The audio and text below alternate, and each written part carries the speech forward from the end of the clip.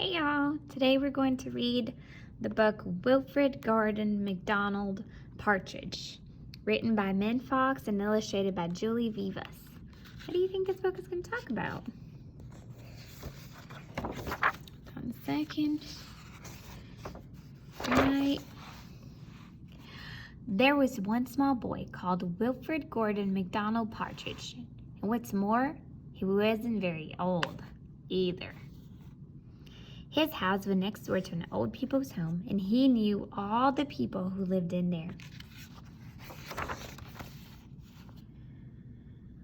He liked Mrs. Jordan, who played the organ. He listened to Mr. Hoskin, who told him a scary story. He played in Mr. Tippett, with Mr. Tippett, who was crazy about cricket. He ran errands for Miss Mitchell, who walked with a wooden stick. He admired Mr. Drysdale, who had a voice like a giant.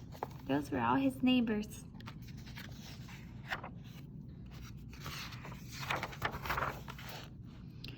But his favorite person of all was Miss Nancy Allison Delacour Cooper, because she had 4 names just as he did.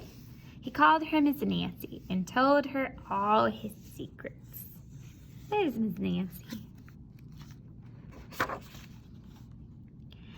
One day, Wilfrid Gordon heard his mother and father talking about Miss Nancy.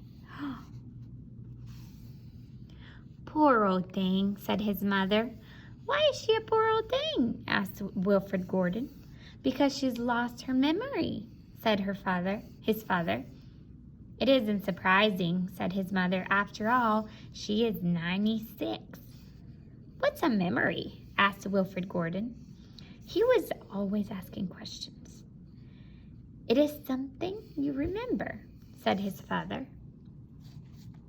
But Wilfrid Gordon wanted to know more, so he called on Mrs. Jordan, who played the organ. What's a memory? He asked. Something warm, my child. Something warm. He called Mr. Hosking, who told him scary stories. What's a memory? He asked. Something from long ago, my lad.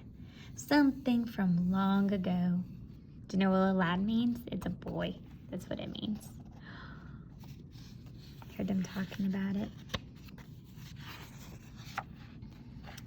He called on Mr. Drysdale, who had a voice like a giant. What's a memory? He asked. Something as precious as gold, young man. Something as precious as gold.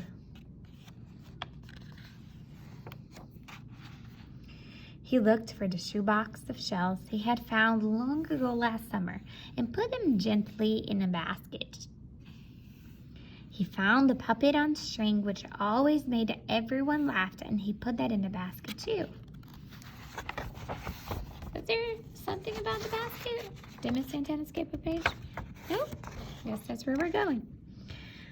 He found the puppet on strings, which always made everyone laugh, and he put it in that basket too.